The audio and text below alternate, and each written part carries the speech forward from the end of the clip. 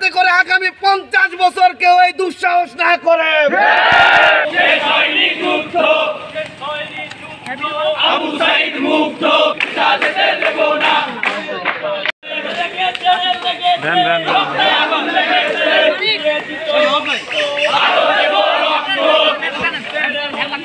ভেসে যাবে অন্যায়, অন্যায় মুক্ত, সৈনিক মুক্ত, আবু সাইদ মুক্ত হবে। সারা দেশে নৈরাজ্য, ছাত্র সমাজের অঙ্গীকার, রুখে দেব অনাচার।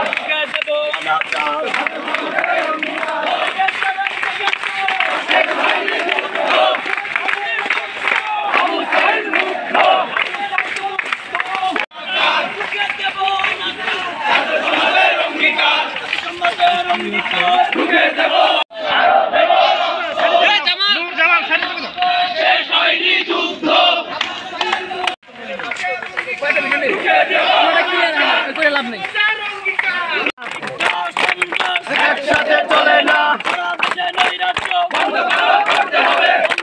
করতে হবে, সারা দেশে নৈরাজ্য বন্ধ করতে হবে, সারা দেশে নৈরাজ্য ভেঙে দাও, ঘুরিয়ে দাও। যারা এই হত্যাকাণ্ডের সাথে জড়িত ছিল, আবরার ফাহাদের খুনিদের ফাঁসি হয় নাই, তুফাজ্জলের খুনিদের ফাঁসি কার্যকর চাই। যদি আবরার ফাহাদের খুনিদের ফাঁসি কার্যকর হতো তাহলে আজকে তুফাজ্জল ঢাকা বিশ্ববিদ্যালয়ে জীবন দেয়া লাগতো না। তুফাজ্জলের খুনিদেরকে এমন শাস্তি দেয়া লাগবে যাতে করে আগামী 50 বছর কেউ এই দুঃসাহস না করে। অনতিবিলম্বে এই হত্যাকারীদের বিচারের আওতায় এনে এমন বিচার করা উচিত, এমন বিচারের কাঠগড়ায় তাদেরকে দাঁড়ান করানো উচিত, যেন এর পরবর্তীতে অন্য কেউ এই ধরনের নৃশংসতা করার কোনো পায়তারা বা চিন্তা ভাবনাও না করতে পারে। তার পছন্দ খাবার খাওয়ানো হচ্ছে, তাকে জিজ্ঞাসাও করা হচ্ছে খাবারটার মান কেমন।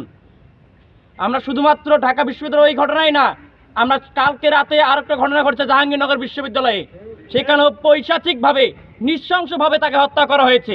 শুধু ঢাকা জাহাঙ্গীরনগর নয়, সারা বাংলাদেশে যারা এই পৈশাচিক এবং নৃশংস হত্যাকাণ্ড সহ মব জাস্টিসের নামে একজন আরেকজনের বাড়িঘর ভাঙচুর, একজন আরেকজনের বাড়িঘরের লুটপাট, একজন আরেকজনের দোকান ভাঙচুর করতেছেন, তাদেরকে আমরা হুঁশিয়ার করে দিতে চাই, ছাত্র সমাজ এখনো ঘুমন্ত অবস্থায় নাই। 24-এর ছাত্র সমাজ জাগ্রত।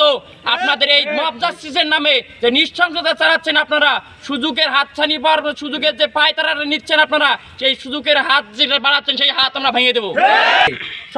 আজকের এই সমাবেশ থেকে আমি হুঁশিয়ারি করে দিতে চাই, আপনারা যদি আপনাদের অবস্থান থেকে এই নৈরাজ্যকারীদের থেকে, যদি নৈরাজ্যর জায়গা থেকে যারা নৈরাজ্য করছেন তারা যদি আপনারা সরে না আসেন, তাহলে বাংলাদেশের ছাত্র জনতা ঐক্যের মাধ্যমে একটি সফল আন্দোলনের মাধ্যমে আপনাদেরকে প্রতিহত করবে। এবং সর্বোপরি আগামী দিনেও এই ইসলামী বিশ্ববিদ্যালয়ের সাধারণ শিক্ষার্থীরা যে এই সকল ছাত্র জনতা, শুধু ছাত্রের না সকল সারা বাংলাদেশের যে কোনো অন্যায় অবিচারে আমরা কাঁধে কাঁধ মিলিয়ে আমরা একসাথে লড়তে চাই এবং এ সকল অনাচারীদেরকে এ সকল অত্যাচারীদেরকে আমরা রুখে দিতে চাই। আগামী দিনেও আপনাদেরকে পাশে চাই এবং আগামী দিনে আপনারা পাশে থাকবেন। আমরা একসাথে এই লড়াই লড়তে চাই। আমরা যে বিজয় অর্জন করেছি শত শত শহীদের রক্তের সাথে আমরা কোনোভাবে বেইমানি করতে চাই না। তাদেরকে যে আমাদের দেওয়া কথা, সেই কথা থেকে আমরা কখনো সরছি না।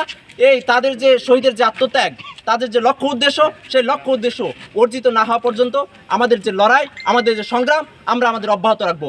আমরা আমাদের লড়াই সংগ্রামকে অব্যাহত রাখবো তো সারা বাংলাদেশে এইরকম অনাচারীর বিরুদ্ধে দুর্বার আন্দোলন আমরা গড়ে তুলব।